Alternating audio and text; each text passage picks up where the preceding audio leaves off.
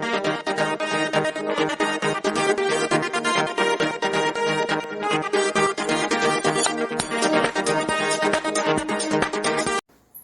Student, स्वागत है आपका मेरे यूट्यूब चैनल बायो कनेक्शन पर।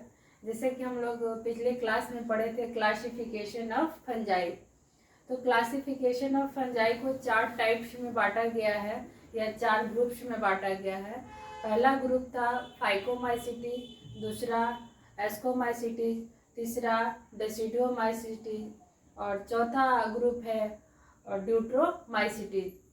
ये आप लोग ग्रुप भी बोल सकते हैं या टाइप भी बोल सकते हैं।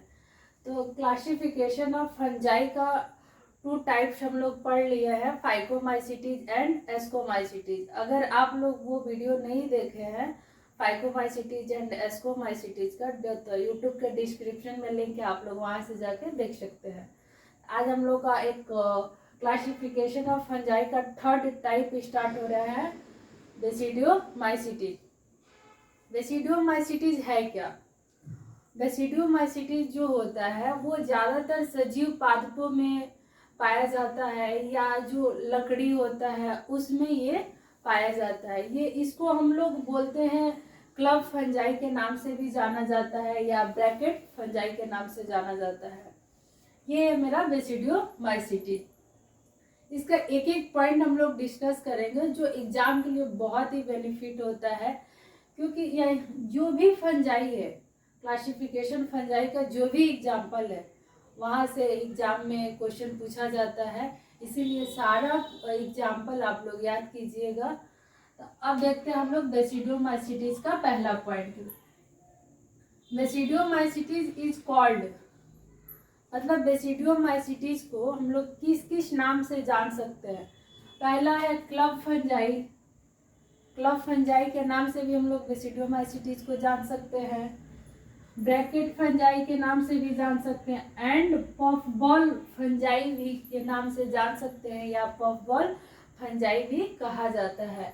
आपका क्वेश्चन ये पूछेगा कि जो बेसिडियोमाइसिटीज है उसको क्लब फंजाई, ब्रैकेट फंजाई या पफबॉल फंजाई के नाम से जाना जाता है। नेक्स्ट पॉइंट है दे ग्रो इन सॉइल। जो बेसिडियोमाइसिटीज है वो कहाँ ग्रो करता है? मिट्टी पे ग्रो करता है। लोक्स मतलब होता है लट्ठे, ट्री पे भी ग्रो करता है एंड स्टम्प पे भी ग्रो करता है and living plant bodies at parasite.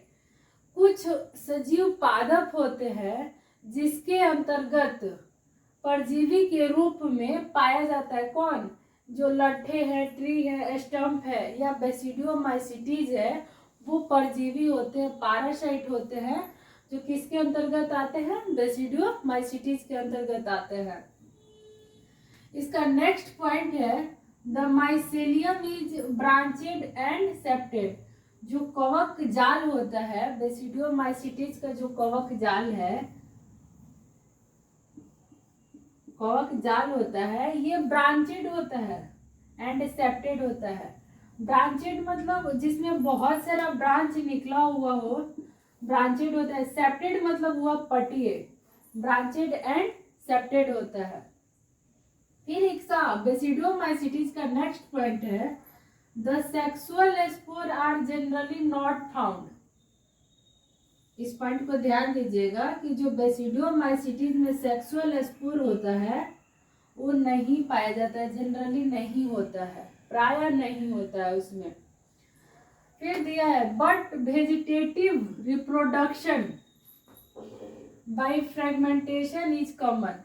मतलब लेकिन इसमें जो कायिक जनन होता है खंडन विधि द्वारा बहुत आसानी से हो जाता है। जैसे मान लीजिए कि वेजिटेटिव रिप्रोडक्शन हो रहा है, इसमें फ्रेगमेंटेशन हो रहा है, बहुत आसानी से ही ये अपना भोजन तैयार कर लेता है या बना लेता है, बहुत सामान्य तरीके से कायिक जनन बनाता है। किसमें?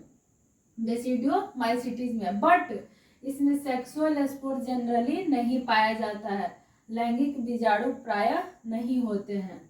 फिर नेक्स्ट पॉइंट है the sex organ are absent.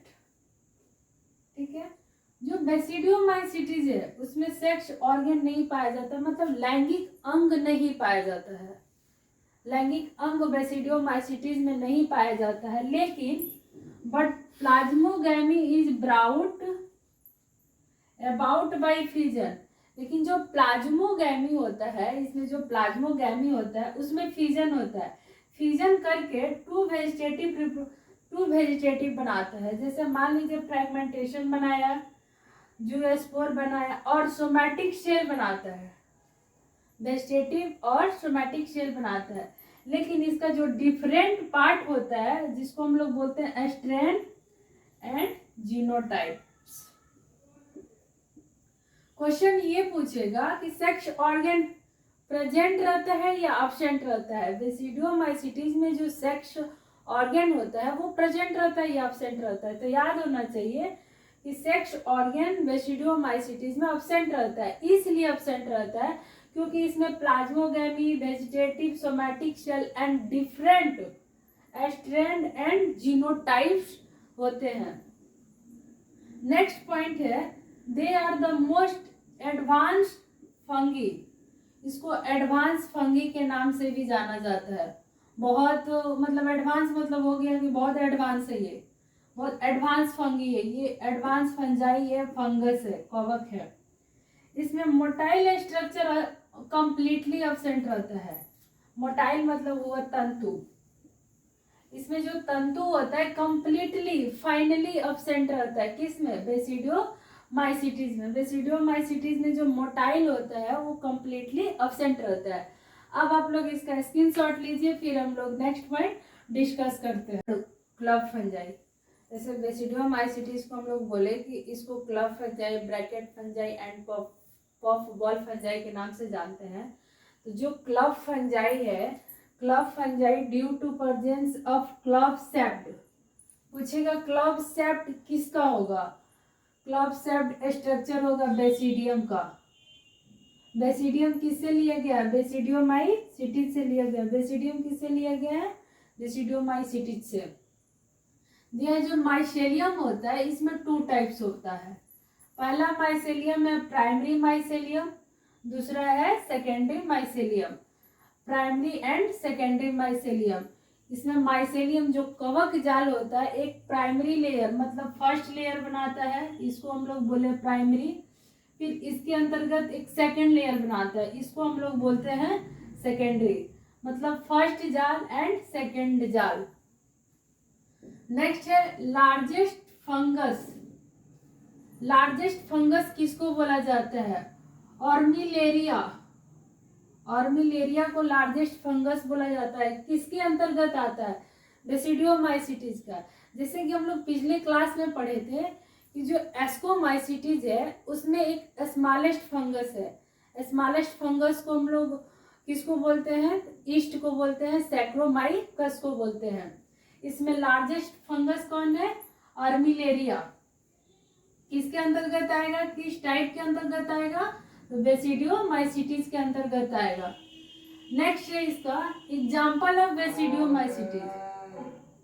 Basidiomycetes का जो एग्जाम्पल होता है एग्रिकस, मतलब एग्रिकस को मशरूम, विस्टिलेगो का कॉमन नेम स्मर्ट एंड पक्सिनिया का कॉमन नेम रस्ट। एग्रिकस जो होता है मशरूम फंगस हो गया, विस्टिलेगो स्मर्ट फंगस हो गया, पक्सिनिया जो हो गया रस्ट फंगस हो गया। फिर इसका अब इसका हम लोग देखेंगे एग्रिकस। एग्रिकस हो गया मशरूम। ये जो पाया जाता है Agaricus moist humus and rich soil, जहाँ ज्यादा सॉइल हो वहाँ ये एग्रिकस पाया जाता है, मशरूम पाया जाता है, या ओपन फील्ड में पाया जाता है, या ग्रास लैंड में भी पाया जाता है, इटीसी। मतलब जो एग्रिकस है rich soil, open field and grass land में भी पाया जाता है, इटीसी लिख दिया है। दूसरा है विस्टिलेगो। विस्टिलेगो जो है उसका कॉमन नेम होता है स्मर्ट फंगस। क्वेश्चन ये पूछेगा कि विस्टिलेगो या पक्सिनिया का कॉमन नेम क्या होगा? तो आपको याद होना चाहिए विस्टिलेगो का कॉमन नेम होता है स्मर्ट फंगस, पक्सिनिया का कॉमन नेम होता है रस्ट फंगस। तो जो विस्टिलैगो है स्मर्ट फंगस, ये सीरियसली डिजीज है।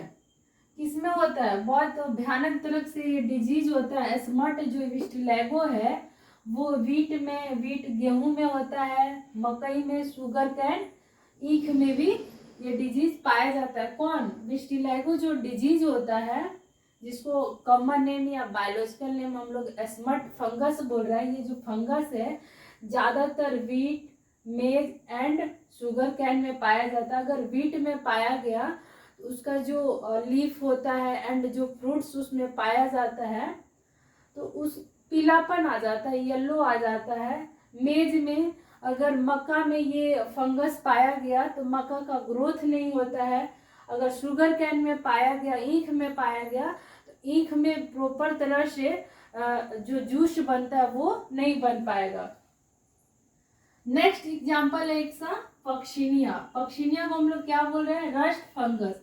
आपका क्वेश्चन ये पूछेगा कि जो पक्सिनिया होता है उसका कॉमन नेम क्या होगा? तो रस्ट फंगस। रस्ट फंगस जो होता है वो ऑब्लिगेट पैरासाइट होता है, लाचार परजीवी होता है। ये मतलब होता है ना, खुद पे आश्रित नहीं रहेगा, दूसरे पे आश्रित रहता है। कौन? पक्सिनिया जो रस्ट होता है। नेक्स्ट पॉइंट है, इसका एग्जांपल आपका खत्म हुआ। नेक्स्ट पॉइंट है Indian scientist KC Mehta.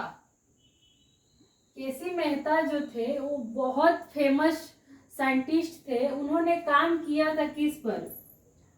Black rust of wheat. जो गेहूं का प्लांट होता है जो ब्लैक हो जाता है, काला हो जाता है, उस पे इन्होंने काम किया था। कौन? केसी मेहता काम किए थे किस पे? ब्लैक रस्ट ऑफ व्हीट पे। बहुत अच्छा एग्जांपल है या क्वेश्चन है ये। नेक्स्ट है black stem rust of wheat. Rust तो सब में पढ़ना है, लेकिन स्टेम जो ब्लैक, जो स्टेम मतलब होता है पत्ता, डाढ़ी, जो उसका स्टेम है ब्लैक, गेहूं का जो पार्ट निकला रहता है, गेहूं है इसका जो स्टेम निकला रहता है, टहनी, इसमें एक बीमारी होता है जो ब्लैक कर देता है। गेहूं के जो ब्रांच निकला रहता है उसको ब्लैक कर देता है। किसके कारण होता है? पक्सिनिया ग्रैमिनिस। पक्सिनिया ग्रैमिनिस के कारण जो व्हीट का स्टेम होता है वो ब्लैक हो जाता है। नेक्स्ट पॉइंट है ब्राउन रस्ट ऑफ व्हीट। ये जो ब्राउन रस्ट ऑफ व्हीट किसके कारण होता है? Puccinia recondita. Puccinia recondita, Puccinia recondita के कारण ब्राउन रस्ट ऑफ व्हीट होता है। दिया है yellow rust of wheat, dash दे दिए हैं of and wheat. Yellow rust of wheat किसके कारण होगा? पक्सिनिया स्ट्राइफॉर्मिस के कारण। देखिए इसमें भी पक्सिनिया पढ़ना है, पक्सिनिया पक्सिनिया, लेकिन सबका डिजीज अलग है, फंगस अलग है। इसमें ग्रैमिस है, रिकॉन्डिटा है, स्ट्राइफॉर्मिस है। आपको याद करना होगा कि पक्सिनिया ग्रैमिस का जो बीमारी है किसके कारण होता है? ब्लैक किस में होता है? स्टेम में होता है। स्टेम में होता है, जो गेहूं का स्टेम ब्रांच निकला रहता है उसमें पाया जाता है। और ये ब्राउन रस्ट ऑफ व्हीट हो गया and yellow rust of wheat हो गया। ये हुआ बेसिडियोमाइसिटीज। और जो देखिए स्कोमाइसिटीज एंड फाइकोमाइसिटीज एंड बेसिडियोमाइसिटीज का जितना भी एग्जाम्पल है या इसका जितना भी पॉइंट है एग्जाम के लिए बहुत ही बेनिफिट होता है। अब आप लोग इसका स्क्रीनशॉट लीजिए, फिर हम नेक्स्ट पॉइंट डिस्कस करते हैं। लास्ट टाइप है ड्यूट्रोमाइसिटीज। ड्यूट्रोमाइसिटीज है क्या? ड्यूट्रोमाइसिटीज जो होता है उसको हम लोग एक और नाम से जानते हैं, इनपरफेक्ट फंजाई। इनपरफेक्ट मतलब हो गया अपूर्ण कवक या अपूर्ण फंजाई। ये जो होता है इनपरफेक्ट फंजाई जो होता है, इसमें सेक्सुअल जो स्पोर होता है, स्टेज होता है, वो अब्सेंट होता है। इसमें ज़्यादा कुछ नहीं पढ़ना है कि कहाँ ग्रो करता है, कहाँ पाया जाता है। बस इसमें ये पूछा जाता है कि ड्यूट्रोमाइसिटीज जो होता है इसमें सेक्सुअल और एसेक्सुअल में क्या डिफरेंट है और ये अपना बीजाणु कैसे बनाता है, इसका एक एक पॉइंट हम लोग डिस्कस करते हैं। तो लास्ट टाइप से Deuteromycetes. Deuteromycetes is called imperfect fungi. Deuteromycetes जो है उसको एक और नाम से जानते हैं, किसके नाम से? Imperfect fungi. इम्परफेक्ट फंजाई को हम लोग अपूर्ण कवक के नाम से जाना जाता है। नेक्स्ट पॉइंट है imperfect fungi be caused only the asexual or vegetative phase of these fungi are known। मतलब अपूर्ण कवक में केवल अलैंगिक और कायिक प्रवस्था जो होती है वही ज्ञात हो पाई है। जो ड्यूट्रोमाइसिटीज है, ड्यूट्रोमाइसिटीज को किस नाम से जान रहे हैं? Imperfect fungi. इम्परफेक्ट फंजाई को हम लोग बोलते हैं अपूर्ण कवक। अपूर्ण कवक में जो सेक्सुअल और वेजिटेटिव फेज है, मतलब केवल अलैंगिक और कायिक प्रवस्था जो होता है वही ड्यूट्रोमाइसिटीज में ज्ञात हो पाई है, उसकी व्याख्या हो पाई है। नेक्स्ट है one perfect sexual stage of member. मतलब अगर हम लोग परफेक्ट तरीके से देखें, सेक्सुअल स्टेज में कुछ मेंबर्स हैं ड्यूट्रोमाइसिटीज के अंतर्गत, तो discovered they were often move to ascomycetes and basidiomycetes. मतलब जो एस्कोमाइसिटीज एंड बेसिडियोमाइसिटीज है इसमें परफेक्ट तरीके से सेक्सुअल स्टेज मेंबर्स होते हैं और सहायता प्रदान करते हैं। फिर नेक्स्ट पॉइंट है ड्यूट्रोमाइसिटीज का। The deuteromycetes reproduce only by sexual spore known as conidia. कहने का मतलब इसका ये है कि जो ड्यूट्रोमाइसिटीज है इसमें केवल अलैंगिक बीजाणु होते हैं, मतलब सेक्सुअल स्पोर बनते हैं। सिर्फ इसमें ये सेक्सुअल स्पोर बनते हैं जिन्हें हम लोग कोनिडिया कहते हैं, जो जिन्हें हम लोग क्या कहते हैं? कोनिडिया। अब ये मान लीजिए ड्यूट्रोमाइसिटीज में केवल ए सेक्सुअल स्पोर है, किसके अंतर्गत आएगा? ड्यूट्रोमाइसिटीज के अंतर्गत। इसमें एक चीज एक्सेप्शन ये होता है, इसमें सेक्सुअल स्टेज नहीं पाया जाता है। The mycelium is branched and septate. जो माइसेलियम है, जो कवक जाल होता है ड्यूट्रोमाइसिटीज के अंदर, जो एक जाल बनती है, कवक जाल बनता है, ये सेप्टेड एंड ब्रांचेड होता है, ब्रांच होता है।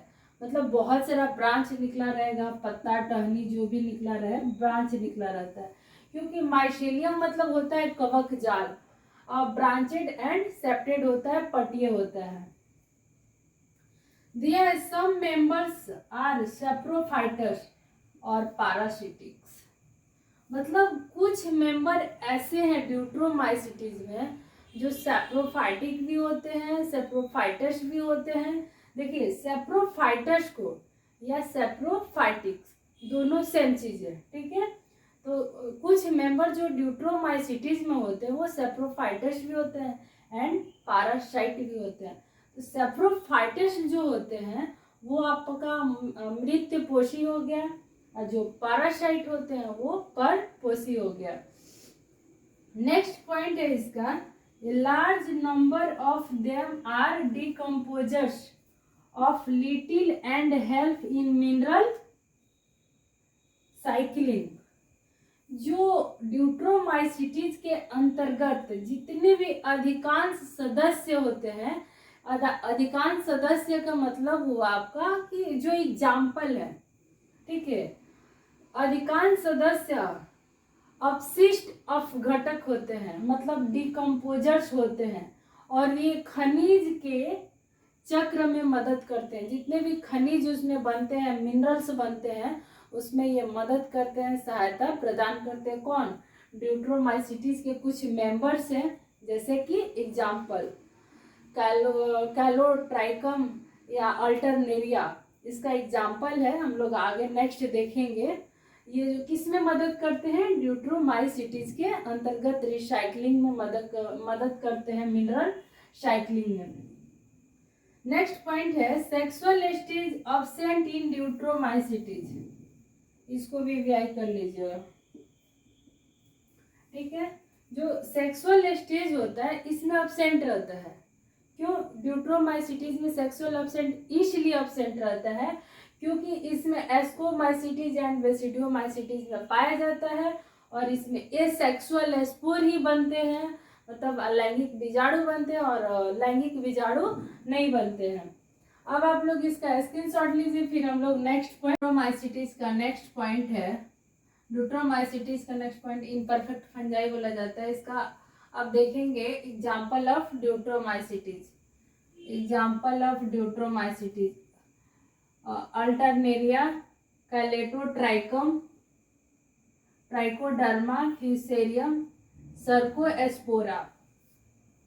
जो ड्यूट्रोमाइसिटीज का एग्जाम्पल है Alternaria, Colletotrichum, Trichoderma, Fusarium and Cercospora, ये हुआ ड्यूट्रोमाइसिटीज। यहाँ क्लासिफिकेशन ऑफ फंजाई का चारों टाइप्स खत्म। अब हम लोग पढ़ेंगे कि फंजाई जो होता है एक यूजफुल फंजाई होता है, एक हार्मफुल फंजाई होता है।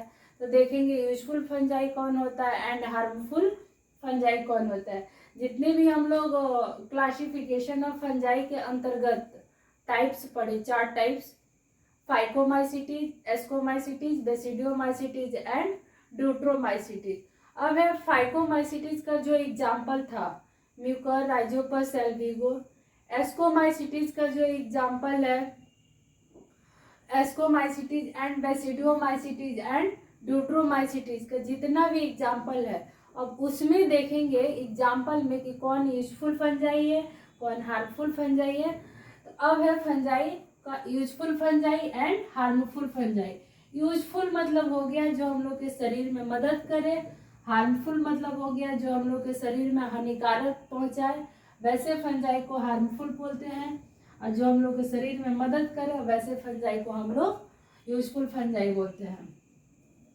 यूजफुल फंजाई पहला है यूजफुल में मशरूम। ये जो होता है rich source of vegetable protein होता है, ये नॉन वेज नहीं है। ये जो मशरूम होता है वो एक वेजिटेबल प्रोटीन है जिसमें 21 से लेकर 30% तक प्रोटीन पाया जाता है। 21 से लेकर 30% तक प्रोटीन पाया जाता है जो ड्राई वेट में होता है। मशरूम बहुत अच्छा प्रोटीन है, बहुत अच्छा वेजिटेबल प्रोटीन है जिसका मात्रा 21 से लेकर 30% तक इसमें प्रोटीन पाया जाता है। किसमें? मशरूम में। दिया मशरूम में जो विटामिन होते हैं, अगर हम लोग मशरूम जो खाने वाला मशरूम होता है अगर उसको हम लोग खाते हैं तो कौन कौन सा विटामिन हम लोग के शरीर के अंतर्गत जाएगा? Vitamin B, vitamin C, vitamin D and vitamin K पाया जाता है। अगर विटामिन का वीडियो आप लोग नहीं देखे हैं तो यूट्यूब के डिस्क्रिप्शन में लिंक है, आप लोग वहां से जाके देख सकते हैं।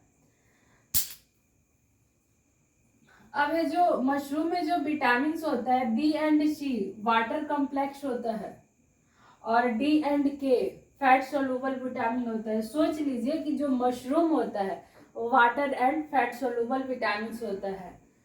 अब तथा मशरूम में जो मिनरल्स पाया जाता है, मान लीजिए मशरूम खा रहे हैं तो विटामिन के साथ साथ कुछ मिनरल्स भी पाया जाता है जो हम लोग के शरीर के लिए बहुत ही बेनिफिट होता है, बहुत ही फायदेमंद होता है। मिनरल्स कौन कौन पाया जाता है? Calcium, sodium, potassium, phosphorus and iron पाया जाता है। क्वेश्चन ये पूछेगा कि मशरूम जो हम लोग खाते हैं उसमें कौन कौन सा विटामिन पाया जाता है? तो बी, सी, डी एंड के पाया जाता है। और मशरूम में जो मिनरल्स पाया जाता है calcium, sodium, potassium, phosphorus and iron पाया जाता है।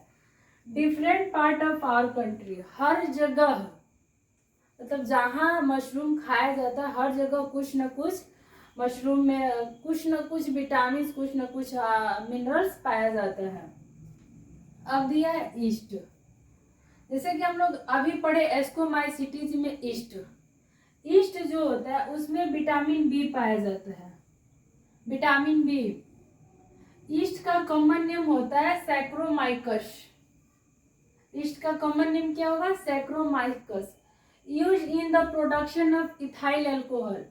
जब ईस्ट का कॉमन नेम हुआ सैक्रोमाइकस उसका जब प्रोडक्शन किया जाता है, उसे जब कुछ बनाया जाता है तो क्या बनता है, इथाइल अल्कोहल का प्रोडक्शन करता है।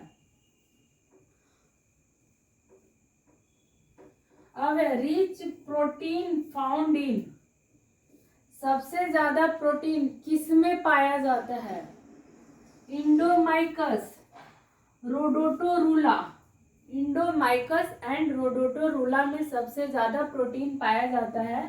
आप लोग इसको नोट कीजिए, फिर हम लोग यूजफुल फंजाई का नेक्स्ट पॉइंट डिस्कस करते हैं। इसका स्क्रीनशॉट लीजिए, देखेंगे एंटीबायोटिक्स एंड इसका सोर्स क्या होगा।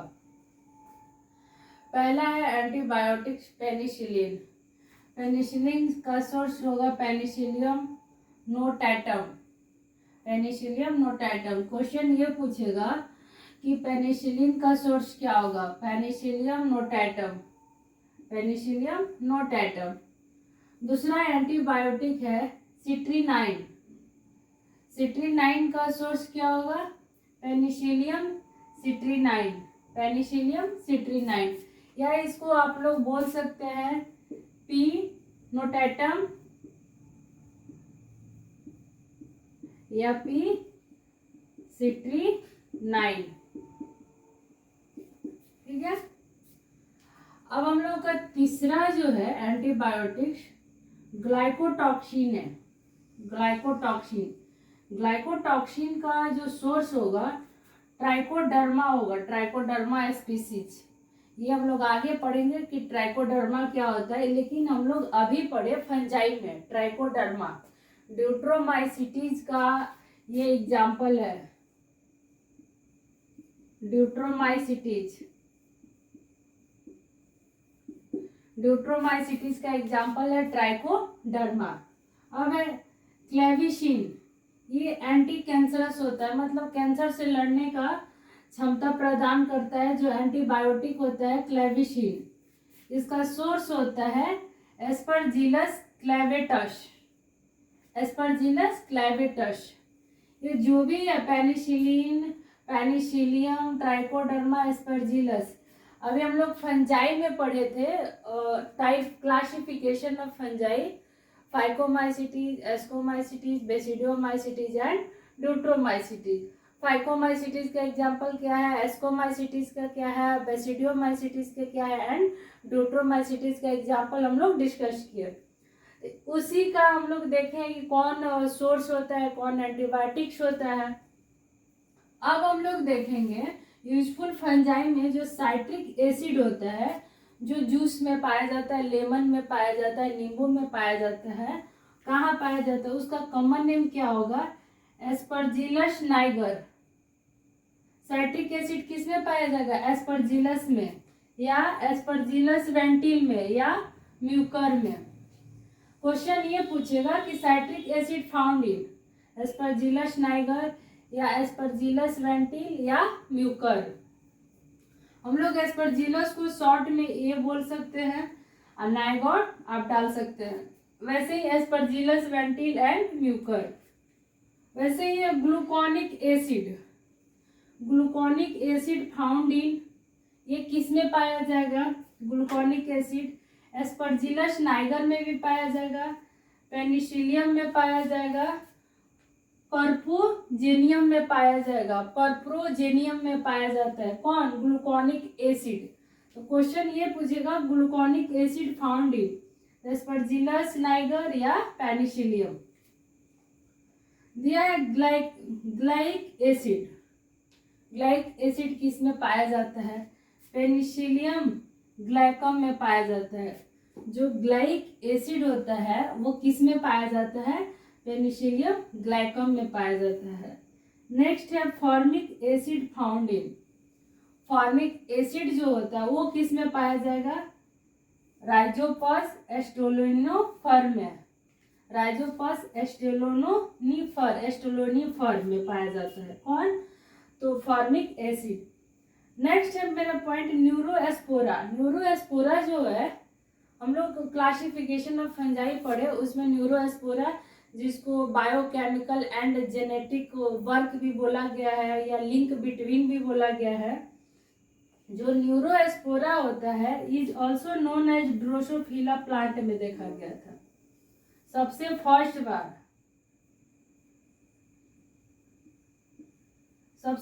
बार किसमें देखा गया था?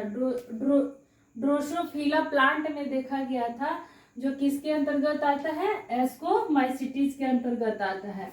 ये हुआ यूजफुल फंजाई, मदद हम लोग के बॉडी में या लिविंग ऑर्गेनिज्म में या प्लांट में या एनिमल्स में जो फंजाई है, जो फंगस है, जो हानिकारक नहीं होते, हम लोग के शरीर के लिए बहुत ही फायदेमंद होते हैं, ये हुआ यूजफुल फंजाई। आप लोग इसका स्क्रीनशॉट लीजिए। इसके बाद हम लोग देखते हैं हार्मफुल। सेकेंड पॉइंट है हार्मफुल फंजाई। फंजाई को हम लोग 2 टाइप्स में बांटे थे, एक यूजफुल फंजाई, एक हार्मफुल फंजाई।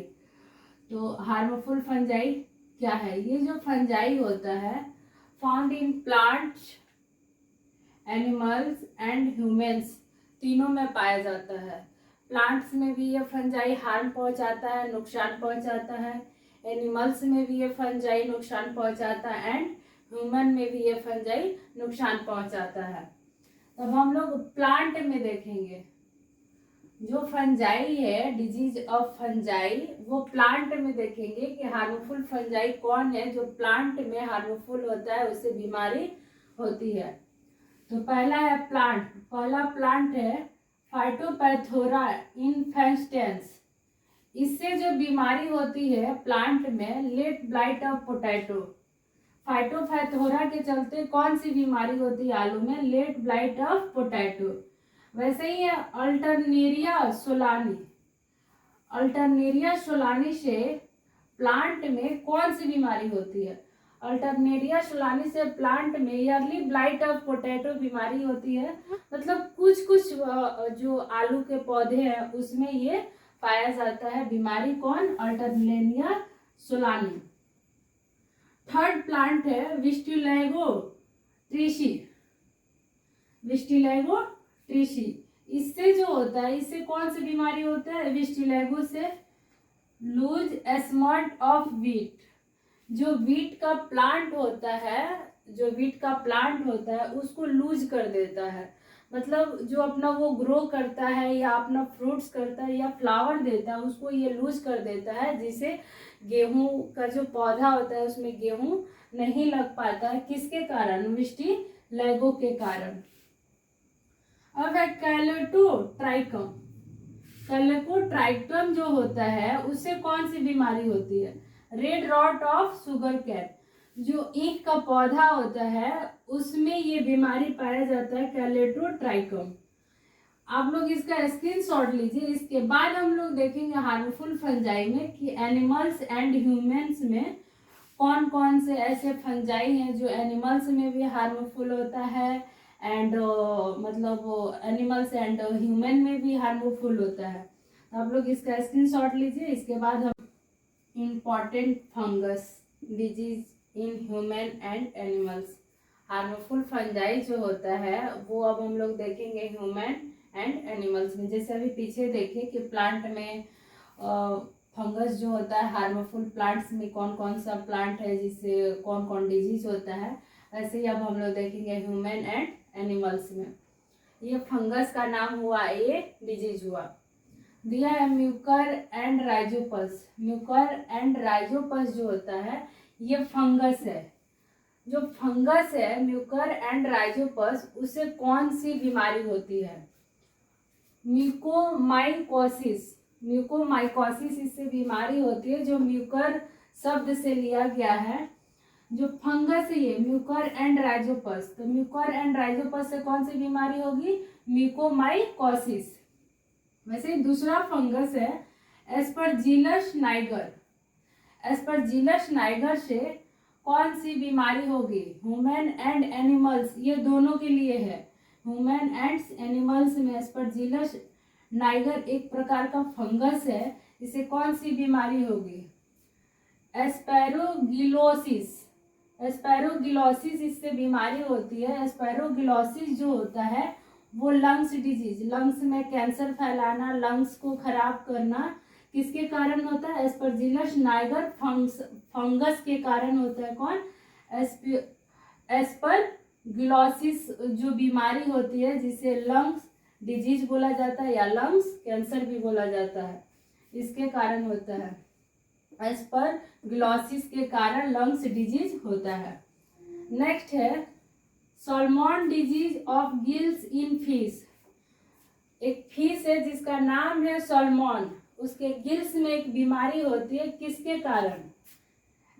सैप्रोलेजेनिया, सैप्रोलेजेनिया के कारण फिश के गिल्स में बीमारी होती है, उस फिश का नाम है सॉल्मॉन।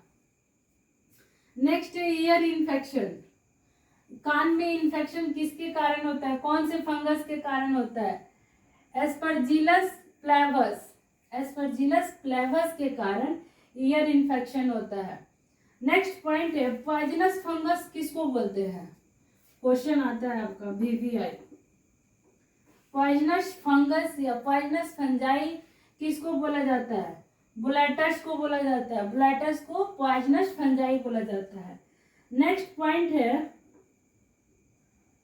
Highly poisonous and fetal to man. Man का जो भ्रूण होता है, जो मेल पर्सन का भ्रूण होता है, उसमें एक पॉइजनस फंगस होता है जिसको हम लोग बोलते हैं एमनियोटा फैलवाइड्स, एमनियोटा फैलवाइड्स। ये हुआ फंजाई, फंजाई का हम लोग फंजाई पढ़े, फंजाई हेट्रोट्रॉफिक होता है, यूनिक किंगडम होता है। उसके बाद हम लोग पढ़े classification of fungi. Classification of fungi को हम लोग चार टाइप्स में बांटा गया या 4 ग्रुप में बांटा गया है, फाइकोमाइसिटीज, एस्कोमाइसिटीज, बेसिडियोमाइसिटीज एंड ट्यूट्रोमाइसिटीज। उसके अंतर्गत फंजाई के अंतर्गत हम लोग देखें कौन ऐसा फंजाई है जो हार्मफुल होता है, कौन ऐसा फंजाई है जो यूजफुल होता है। तो जो यूजफुल फंजाई था, जो प्लांट में यूजफुल है या हम लोग के शरीर में यूजफुल है या एनिमल्स में यूजफुल है, वो देखे। इसके बाद हम लोग देखें हार्मफुल फंजाई। हार्मफुल फंजाई में हम लोग प्लांट में देखें कि उससे कौन सा नुकसान पहुंचेगा, किस फंजाई के कारण कौन सा बीमारी होगी।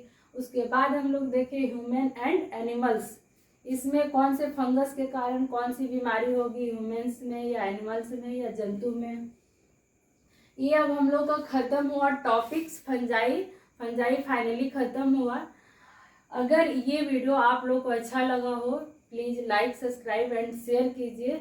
ऐसे ही वीडियो में हम लोग नेक्स्ट वीडियो में मिलेंगे वायरस के साथ। आप लोग इसका